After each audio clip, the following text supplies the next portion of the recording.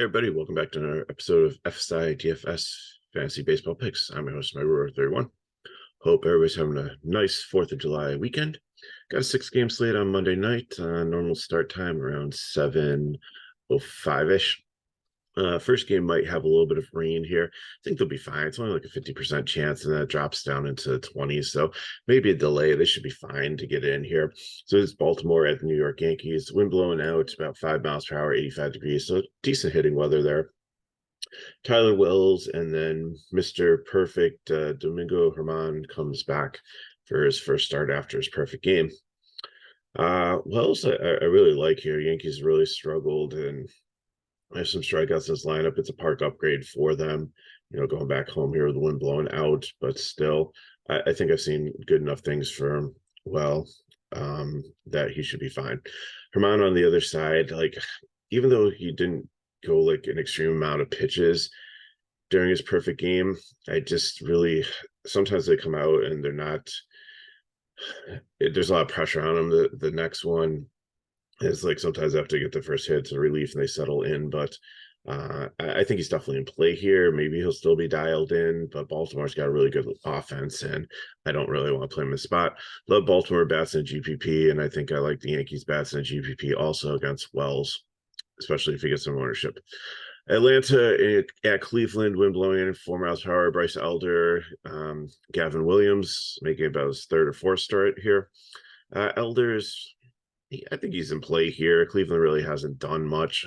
And they put up 6 runs yesterday, but they don't strike out a lot, but they don't have a lot of power. So I think Elder's okay. I think there's other plays that I'd like over him, but I think he's definitely in play here.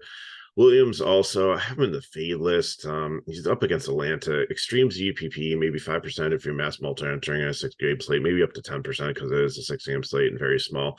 You only have 12 pitchers. I'd consider him. He's got some electric stuff. It's just, Atlanta's just such an elite offense. It's just been hitting so well recently. It's hard to trust anybody against them, but anything can happen in baseball.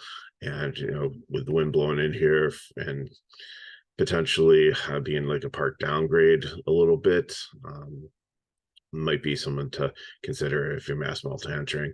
Bet-wise, Atlanta is going to be a top stack on the slate until they cool off, and Cleveland, I just have in the cheap range here.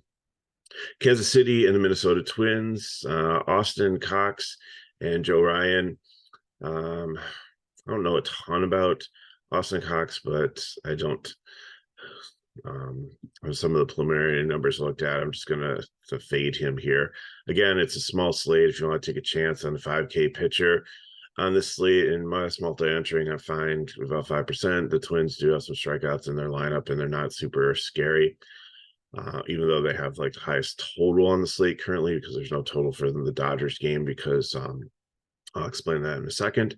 Ryan on the other side here, he struggled a lot recently. Good right spot here, but it's going to be 92 degrees with the wind blowing out 10 miles per hour in Minnesota, so that makes for good hitting conditions. I have him as a top pitcher, but I think I'm going to not be playing him at 10K in cash and maybe sprinkle him in some GPPs because it should be a good matchup, but I haven't seen him get right yet.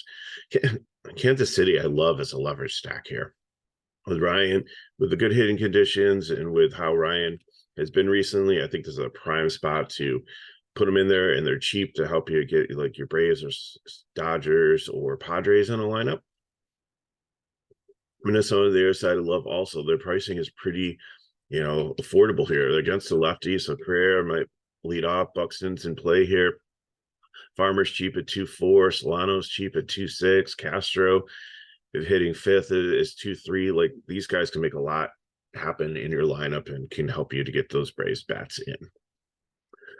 Next up, we have the Angels and the Padres.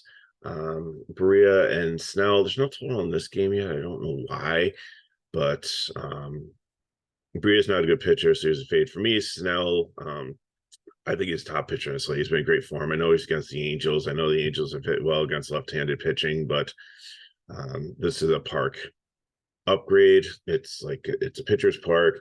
Snell showed good stuff. I think he'll be perfectly fine. Bat-wise, Angels would just be a leverage stack against Snell because I think he gives you the highest ownership on slate, so stack the righties against him.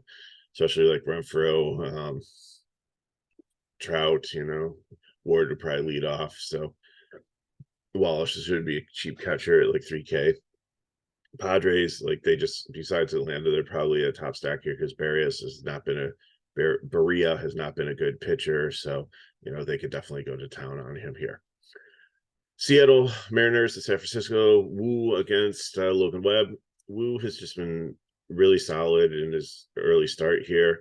I know San Francisco will throw 100,000 lefties at him, but I think, Conforto's banged up, so there's one lefty out of the lineup, so they might have to throw like somebody else in there here, and it actually might end up with some more righties than normal in their lineup. So I really like Wu here, especially as an SP2, potentially an SP1 at FanDuel if you're trying to use like any of the high price bats as your primary stack. And then Webb on the other side, I think definitely Seattle has some strikeouts. He's been solid recently. It's a good, decent pitcher's park for him. So definitely going to be playing some Logan Webb today. Final game we have is Mitch Keller. Now, everybody has Kershaw listed. So, but Kershaw is injured, probably going to go to the injured list to rest his shoulder. Nothing major, but probably needs like the 10-day IL to rest up a little bit.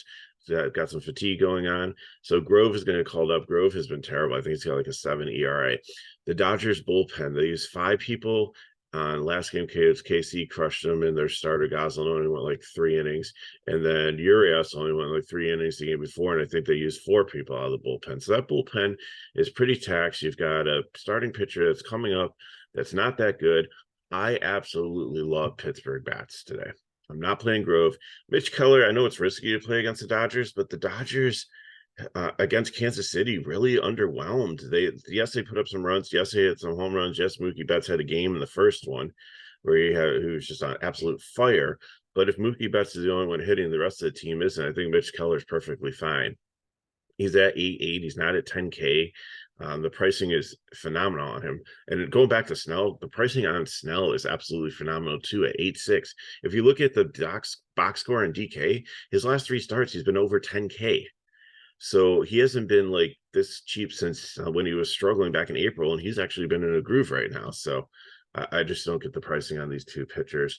Dodgers bats, I think, are definitely in play. They might be more of a contrarian leverage stack, but I'll keep them in the high end. So lots of ways to go today. Let me show you what I have for you. So I'm taking Snell as my SP1, probably take Wu as my SP2.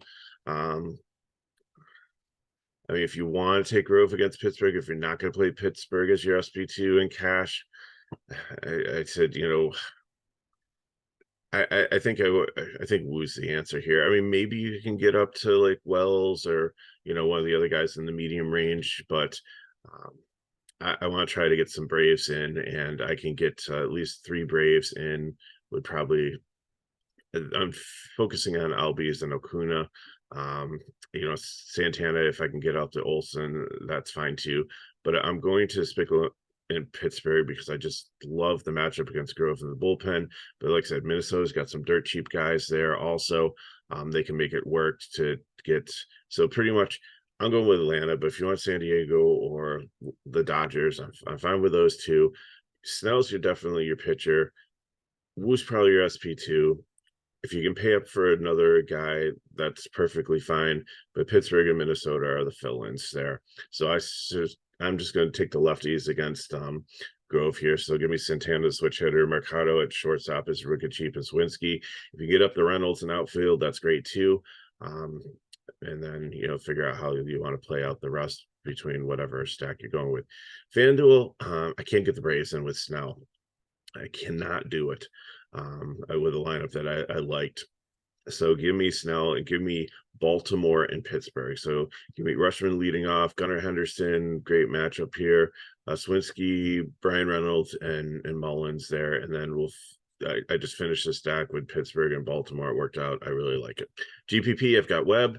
I'm going to take Baltimore here with Kansas City against Ryan.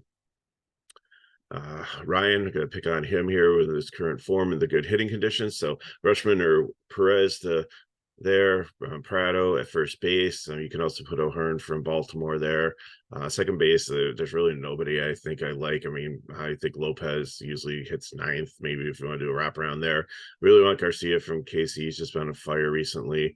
A really good young player. Gunnar Henderson at shortstop, Mullins, then figure out if you want Santana, Hayes, Hicks, whoever.